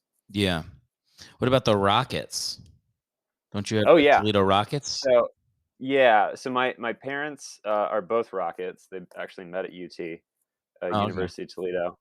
And yeah, I think I went to a number of Rockets games like growing up, and like I remember Bruce Gradkowski. I don't know if that name rings a bell with you, but dude, you're talking to a guy who runs a podcast about backup quarterbacks. Does Bruce Bradkowski? Yes. Wait, Bruce. It's Bruce Bradkowski. It's Radkowski. Gradkowski. Yeah. Well, he's been a backup on like every team in the NFL. Yes. Yeah. Okay, so what about Bruce? Oh, just a solid all-around guy. I mean, when he went down to, he was with the Buccaneers and had some success there, and then he kind of made his way through the Browns, Steelers. I'm trying to remember which other teams. Patriots? I can't remember whether he ended up on the Bengals for a second, but yeah, I want to say he was on the Patriots for a little bit. I always get him and Brian Hoyer mixed up. Oh, they feel like the same guy a little bit. Yeah. But yeah, no, he's a good guy. He ended up opening, I think he at least opened one sports bar back in Toledo, not too far from like the campus. And I remember there was a guy who, one of the dads at the high school I went to Toledo Christian High School in Northwest Ohio, but one of the guys there, he was involved with like a lot of the like campus stuff at UT. And so I think he's like good friends with Bruce Gradkowski, and then I can't remember which punter. It was like one of the punters for the Denver Broncos, and then maybe he's with the Titans now. I can't remember, but anyway, there's been some interesting like NFL connections to Northwest Ohio. So, dude, because also other former Rocket, can't think of his name now. He's in the Browns. He's a very big name. He was with the Chiefs. He got cut. Kareem Hunt. Why can't I think of his name? Yeah. Kareem Hunt. Look, man, we could talk MAC football. Yeah. Okay, because you're not going to find a bigger defender of MAC football. I mean, Tuesday Night Maction is one of my favorite things in the world. It's, I mean, it's hilarious how bad some of those teams are, but also like I like that they're all so close. I did a comedy festival in Akron, and I didn't realize like all those Ohio schools are like everything's within like 2.5 hours of each other. Yeah. I feel like the rivalries there are pretty legit. And I also, one of my favorite things was finding out that Eastern Michigan plays 7 miles away from Michigan. So it's literally like, there's like I looked up the Google directions. It's 2 turns. You like make a right out of Eastern Michigan Stadium. You go 7 miles. And it's like the mecca of college football right there. Yeah. And actually, Eastern Michigan has a pretty good stadium. I don't know that it's ever been filled up to the gills, but I went there a couple of years ago. So I'm a Kent State grad. Okay. I'm a Golden Flash. So when you were talking about Akron was our division rival. Yes. The Wagon Wheel. That's the rivalry name for that. But yeah, I went up to the Eastern Michigan Stadium, and I know you said we could talk Mac stuff all day, but yeah, Eastern Michigan is actually Factory, pretty cool, the pretty cool factory. place. Yeah, that gray field, it's amazing. And I don't know, I really appreciate when people have a sports complex where everything's together and their football stadium is right next to their basketball arena. Yeah. Because you get to Kent State, you have Dick Stadium, which is like a good 2-3 miles, or maybe it's not that far down the road, but it's pretty far away from the Mac Center where Antonio Gates used to play basketball. So Yeah. Well, that's cool, man. Like, yeah, you're definitely from that's a part of the country that I like a lot, and I feel I've gotten really into college football in the last 3 years, and I think it's because I think that's why I like the MAC so much, because a lot of the NFL feels so kind of like sterilized, almost like everything looks the same. Half the teams play indoors now. It's very like it's a very commercial league, like Disney-fied almost, and compare that to college football, where like if you're watching like Maction on Tuesday nights, it's like one of the professors might have to play quarterback if two guys get injured. Like it feels like it feels like as close to a pickup game as you're gonna get. Like there's something about the earnestness of it that I really enjoy. I liked it like during the broadcast, if one guy's loud in the crowd, you just hear him the entire time. Yes. Like it's never full enough to where one guy can't be the star of the broadcast if he really wants to be. Like that to me is amazing. Yeah, it's really fun. And actually, one of the other things that's really fun about Mac football, I actually used to do some of the broadcasts, because we had a program at Kent State where students would actually be in the trailer, like doing all of the local like broadcasts for Sports Time Ohio or for Fox Sports. Yeah. So being even though, because like it's so fun, the camera angles that you learn that they use to hide that nobody is in the stadium. And but you still, even being there, when you can clearly tell that the only people there are the families of the football players for both teams, it's just a great environment to be in. It's so, I don't know, it's so positive. It's kind of like what you're saying, like you hear everything on the field. But. Well, it reminds me of like because I went to a D3 school. I went to a place called Christopher Newport. And for my freshman and sophomore year, the reason I went to the school is because I wanted to do sports journalism. And my girlfriend at the time, her sister was like a freshman there. And she goes, yeah, if you come here, you can cover the football team. There's nobody covering them this year. Like literally, it's just an open, like the game ends and the coach waits 5 seconds. Nobody asks him a question and he leaves. So if you would like to come to this school, they need someone. So there's something about like those schools you go to where it's like, just go ahead and do it. Like, yeah, this isn't, nobody's watching this on ESPN 9. So go ahead. You're the guy. So it's nice to hear that like the MAC offers students those opportunities as well, where you can just hop in and get your feet wet doing it. So what was your favorite game that you got to call or that you got to cover for your? We covered. We played a team called Salisbury. That was like our rival, and it was fun because there was towards the end of my freshman year, they let me go up. I started working in the press box, and that felt like a real, like, oh man, I've really made it what was nice is for a D3 school, a lot of people showed up to the games. Like the stadium could only fit maybe 4,000 people, but it was pretty packed. So that's awesome. When you're in the press box and like you would hear the roar from the game, you'd be like, oh yeah, I'm really pursuing. And then you'd find out the analytics on the website where you posted your article was like 7 people read this. You're like, okay, I guess it's not really that big a deal. But in the moment, it feels like a big deal. So that was definitely, I remember there was a really good game with Salisbury at the end of the season that I had a good time. And then I remember getting sick of it too. I also remember sophomore year being like, yeah, I think I'm done with sports journalism. But I got to that conclusion a lot quicker, having gotten to just do it fully as the only person at the school that was interested in it for my first year there. So with the, I don't know, that's got to be so cool though, like having a packed stadium. It's kind of like you go to some of these towns where it's like everybody cares about the high school football team, because I just I don't know. I think, again, going back to the MAC football, I think that there's so many games you go to where you don't get the full experience where people actually care about all the games. So Yeah. that's really exciting that you got to be a part of that. Absolutely, man. Do you said that when where you lived, the football was all over the place. Do you mean like spread out between Bengals, Browns? Like, are there other teams competing for? There's Yeah. like one team regionally in Akron. It feels like people like different teams based on like the difference of 20 miles in either direction.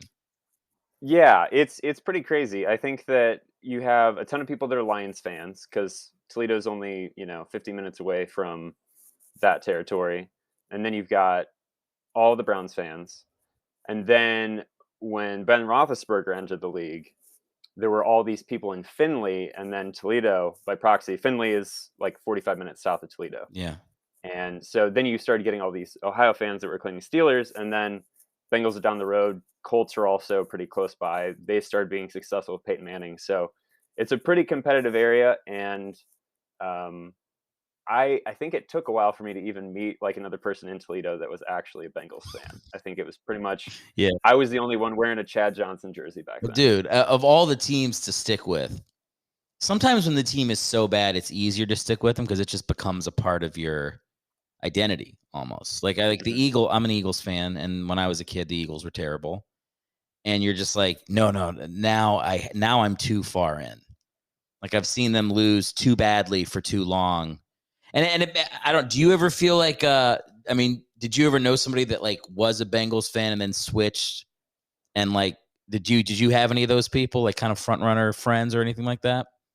No, I mean, most of the people that I grew up with that were watching like pro football and had their teams, they pretty much stuck with them. But I think it was like, yeah, like once I hit college, in particular, everyone pretty much since then has stayed diehards. I had an interesting thing with my family because when it comes to the whole Browns thing, where the franchise left the city and they went to Baltimore.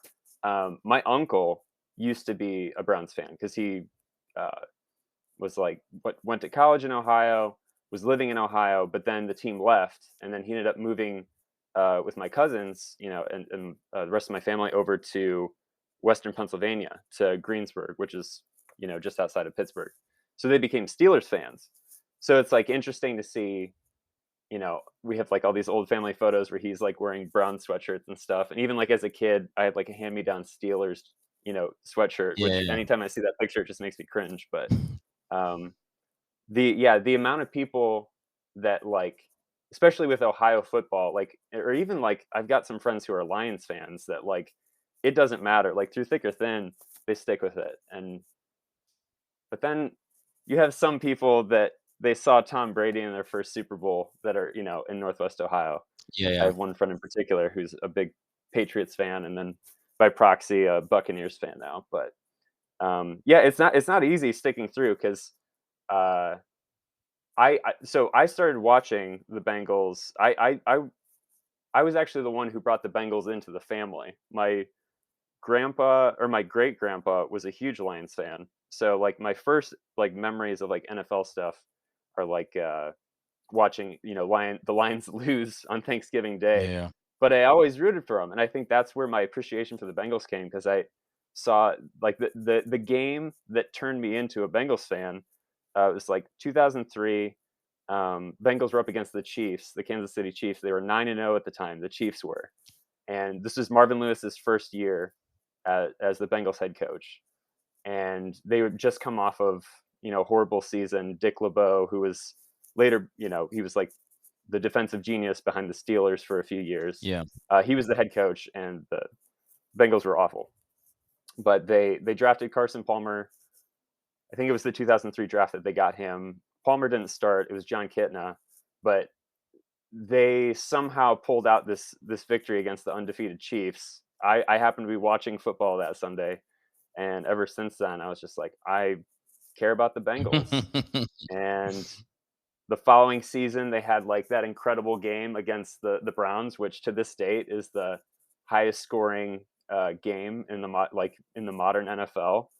the Rams and Chiefs almost overtook it, a couple of years ago. They had that shootout in LA, which was a pretty awesome game. But yeah, it's like cool to see, because I knew that, there was all this pain from the 90s, and you covered it great, on the podcast where you're talking about Jeff Blake. So I didn't have to go through that, but there's enough of like the connection of like learning the history of the team and about those Super Bowl runs, and then, going through the Marvin Lewis era, which was like very exciting, but also so, I always like to joke with my Browns friends that the difference between being a Browns fan and a Bengals fan is that we got to watch one extra loss each year. But man, the Marvin Lewis, I feel like time slowed down. Like he was the coach for 17 seasons or something, but it felt like 34. Like as I don't know, it was what was his was it 0-7 in the playoffs or 0-8 or something like? Yeah, 0-7. I guess I'm like, I appreciate that they stuck with the coach, because I feel like usually my feeling is that they have too quick they too quickly get rid of guys.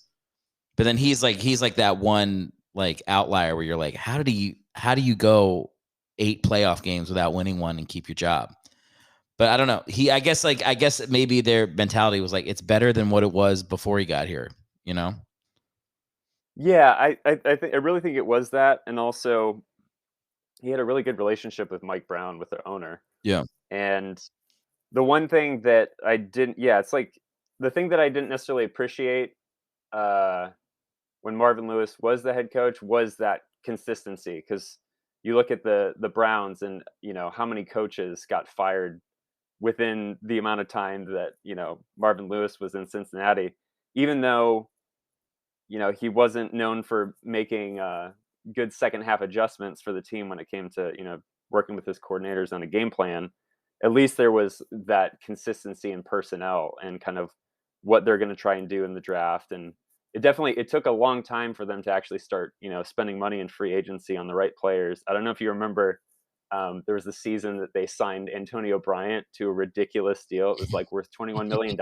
And then he got injured and they realized he was never going to be able to play a game. So he walked away with a $7 million signing bonus. It's like the worst free agency deal ever.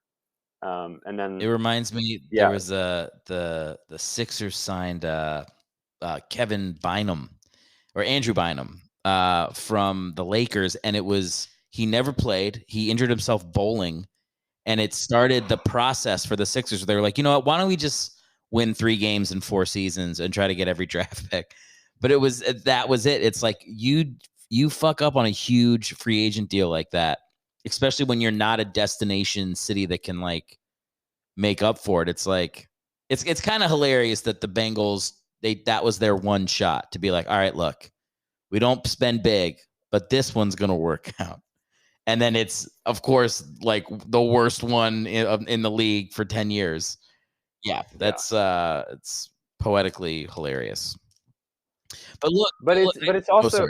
Sorry. Go ahead. I was just gonna say, the one thing that was kind of cool is that we had a number of signings that in some ways they ended up biting us in the butt. Like Pac-Man Jones, great signing in the sense that he made some huge plays for us over the years. But then 2015 season, him and Vontaze Burfict completely destroyed our shot of beating the Steelers. They got a little wild there in 2015. Oh my god. Burfict is such a hilarious reference for anybody. He's like, I mean, who's more famous? The other thing is, if Vontaze Burfict was in the NFL 30 years ago, people would be like, greatest defender of all time. Yeah. This guy was it'd be him and LT. Yeah, no, it's like my dad, where I listen to him talk. I'm like, you are built for 30 years back. That's what Burfict's mentality of I'm going to try to kill whoever has the ball. I'll do the dirtiest thing I can do. That used to be what, I mean, if you ever watch highlights from 80s football, it's Don Beebe for the Bills was running down the field and someone hits him with a lead pipe from the sideline, and Chris Berman's like, got him. It's not. Yep. there's no acknowledgement of like the dirty play, and like that's all just considered part of it. So part of me, like when I watch old Perfect, I know like the famous one is when he hit the guy that just took his shirt off and ran out of the NFL. Oh, yes. Why am I Yeah. forgetting his name? Antonio Brown. Yes, thank you. That's like the hit that it like, cemented him as a dirty player. But yeah, man, I don't know. There's another time where he's one of the greatest linebackers to play. So Yeah, absolutely. didn't they just like he straight up got kicked out of the league? I think they were just like, Yes. you cannot, you just can't be in the NFL. You just can't stop yourself. Yeah, he got suspended for X amount of games. I can't, I don't even remember now actually how his tenure in the in Bengaldom left. I know that a lot of our players though, usually like the old, the thing that happened with a lot of our players, if they were too dirty for the Bengals, they went to the Raiders next. The Raiders kind of were, it's like the Bengals were a dumping ground for, has-beens, and then they all ended up with the Raiders. It feels Yeah, like. well, Palmer did that. Yeah. Well, I'm glad he got that chance. Sorry, I could talk all day about Carson Palmer classic stuff. I know you probably want to get to the Super Bowl stuff. We talked, dude. But it's such a unplanned show. I mean, who cares? Now, when you say he got the opportunity, you're not talking about his Raiders opportunity. You're talking about his Cardinals opportunity, because he. Well, I mean, I think if it weren't for Hugh Jackson with if it weren't, which Hugh Jackson in the news, again recently, but if it weren't for Hugh Jackson, we wouldn't have gotten those first round picks that would have gotten us. I'm trying to remember who we ended up getting. We got. I'm trying to remember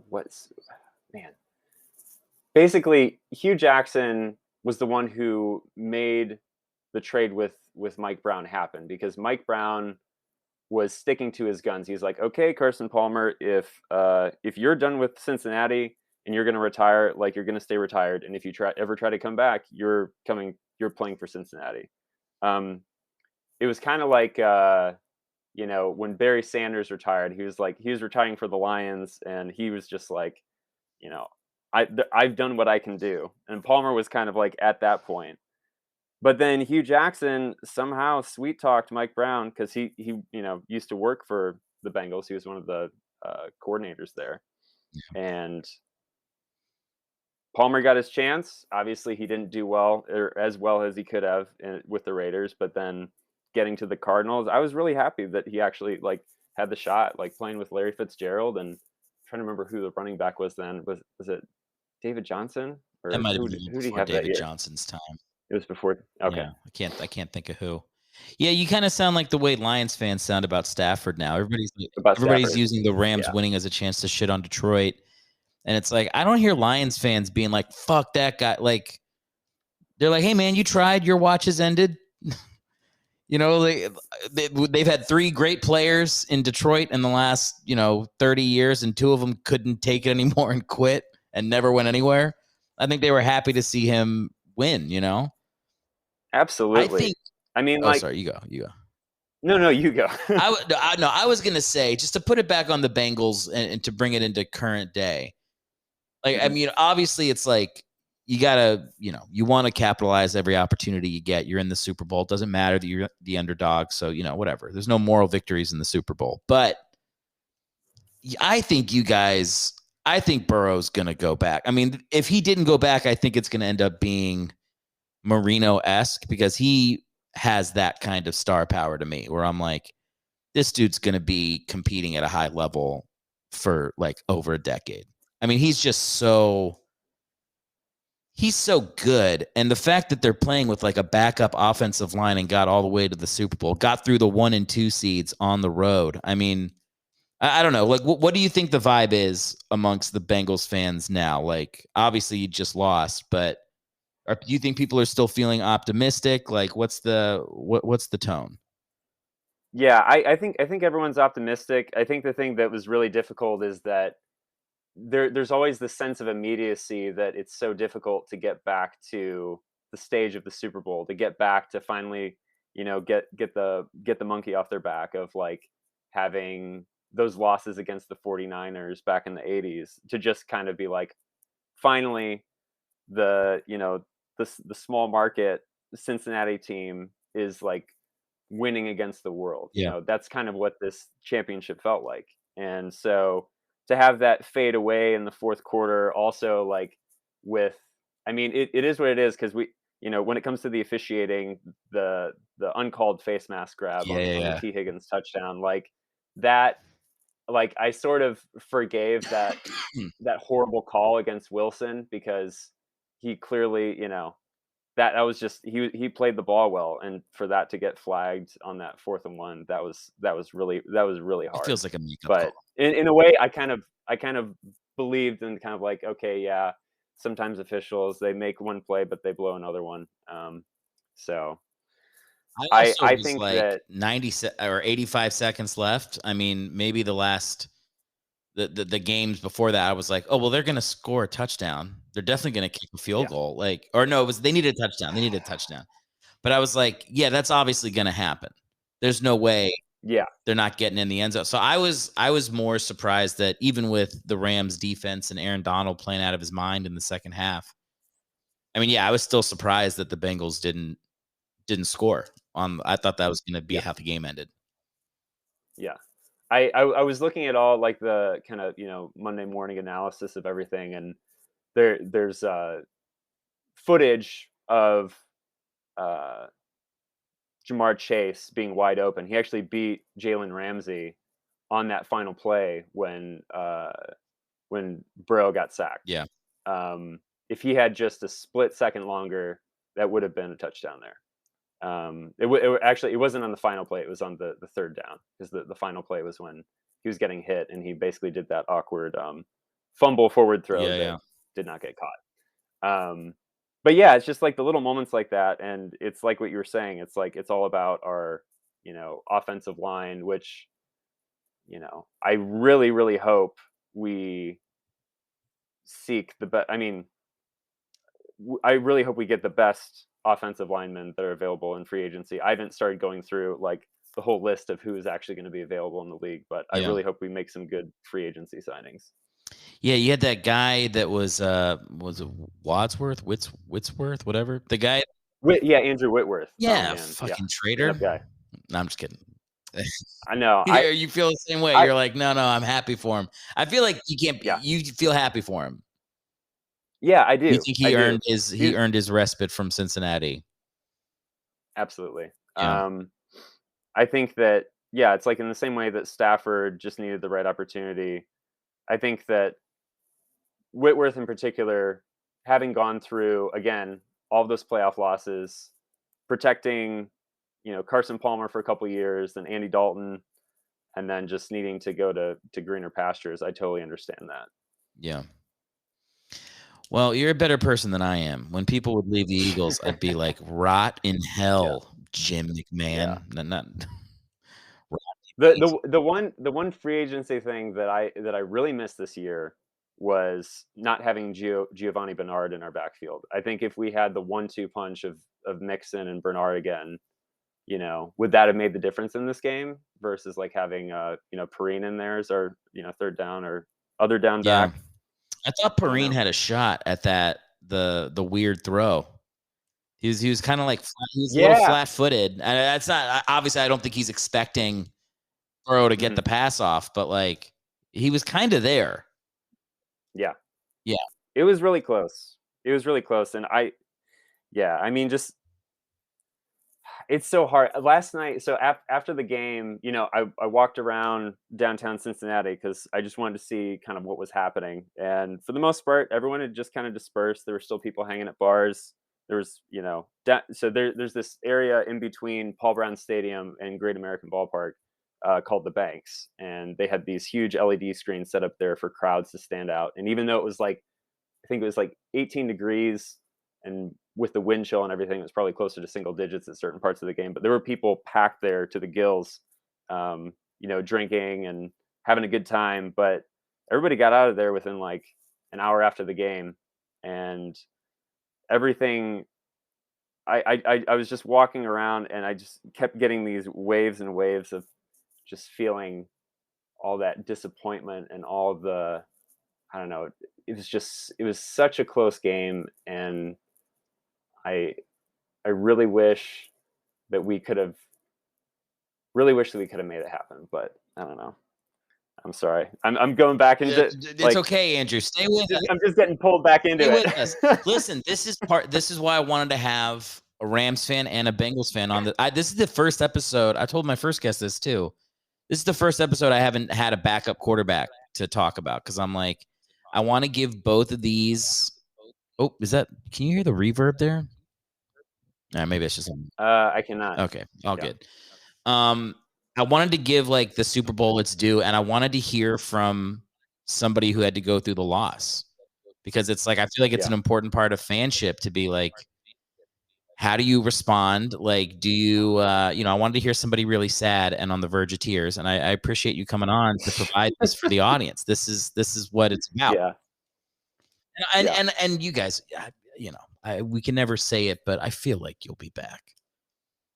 He's a second-year quarterback. I think he's going to be one of the best quarterbacks to play the game. He's top 5 in the league now. There's a couple guys I would take in front of him now to start a franchise. So it would be shocking if you guys aren't back in the next couple years at least. Yeah, it definitely feels like the consolation is everybody. There was nobody on the team after the game that said anything where they were like, I don't know. I just feel like in certain Super Bowls of past, there were, key players that, they would throw shade at a coach, or they would throw shade at like a player not filling their role. But everybody on the team is so positive and so happy to be in Cincinnati that I think as long as, people are getting, paid their proper due, I think people are going to stick around, and I think there's a lot to build off of. So I feel very, very grateful today for, making it as far as they made it. Well, let me tell you this, man. I'll just compare this to when the Eagles lost to the Patriots. And T.O. at the end of the game was like, McNabb, this fat motherfucker, was throwing up his Campbell's soup on the floor. You kidding me? I'm playing on a fucking broken ankle.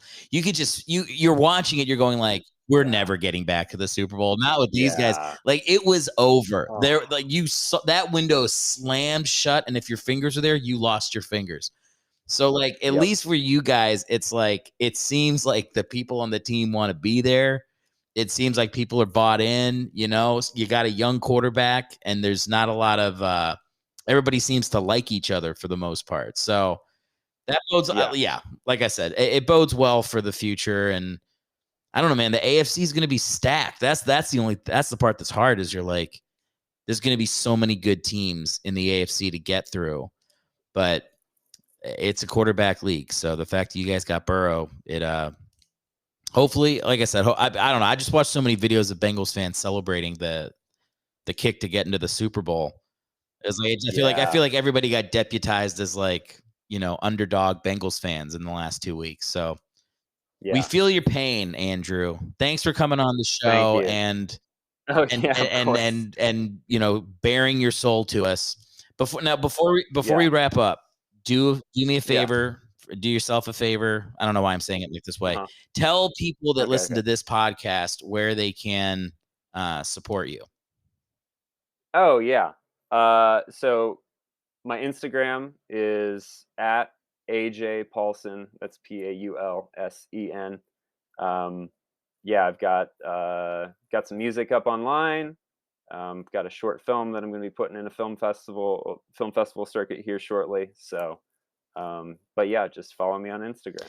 Your film's great, by the way. I watched it. Oh, thanks for the password. Protected. Yeah. I mean, here's the thing. I'm gonna say this.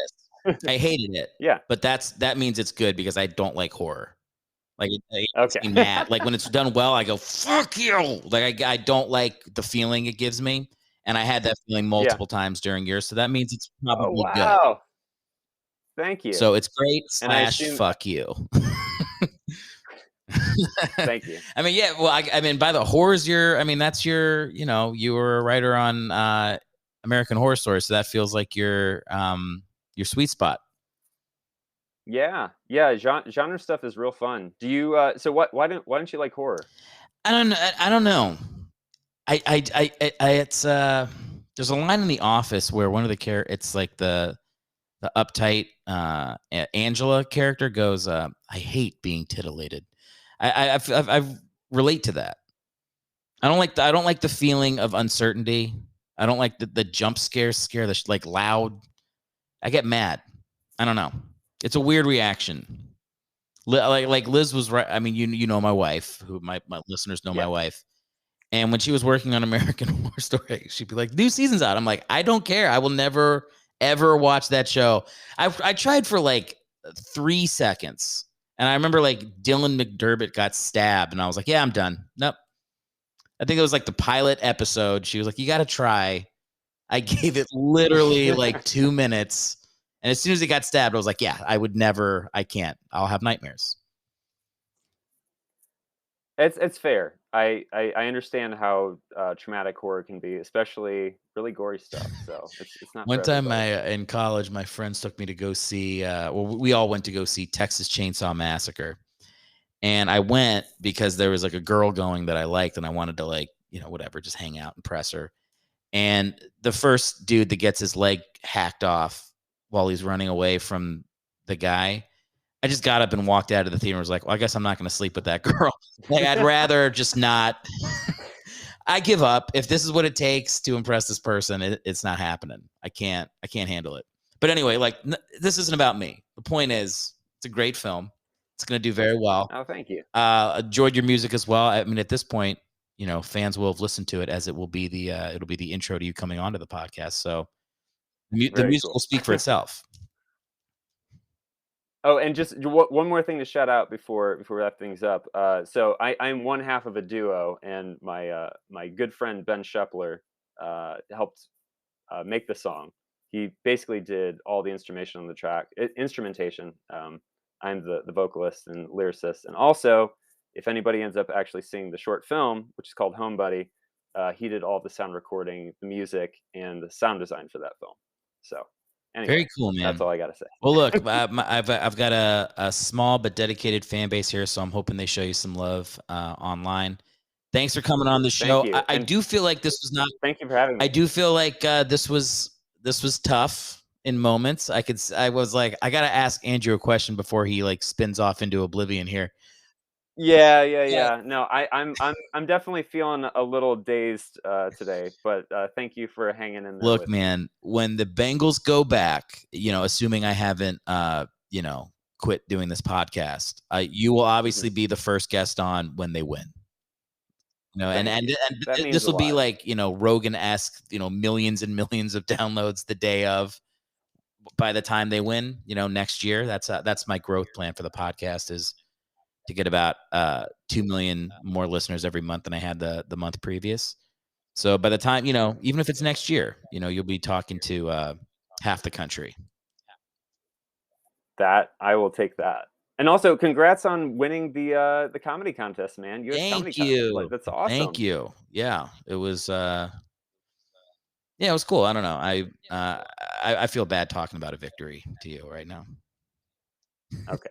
I don't know. I feel like I was just glad that what I may have not won the Super Bowl, but you won the Super Bowl of comedy. So listen, and I really mean this. If there was a choice between letting the Bengals win or me having won that comedy contest, I obviously would have the Bengals lose every fucking time. I need to win. This is my career. I'm trying to feed my family. I'm just kidding. But the question is, would you trade an Eagles win in a Super Bowl for the comedy? How could you ask me a question like that? You put me in that position. I don't know what I would do. That's a good point. I don't think I probably shouldn't shit on the festival I just won, but I'd probably let the Eagles win one. Yeah, the Eagles. I'd let the Eagles win the Super Bowl. Thanks for coming on the show. It was a pleasure having you. Thanks, man. Thanks, Eric. Thanks for listening to the show. If you'd like to support us for free, there are many ways to do it. Start by subscribing on whatever platform you're currently listening on. If you're on Apple Podcasts, write a 5-star review. And if you're on YouTube, like the video and leave a comment. On ErickHellwig.com, you can subscribe to the newsletter and click the track button to follow Eric's stand-up dates and never miss a show when he's in town.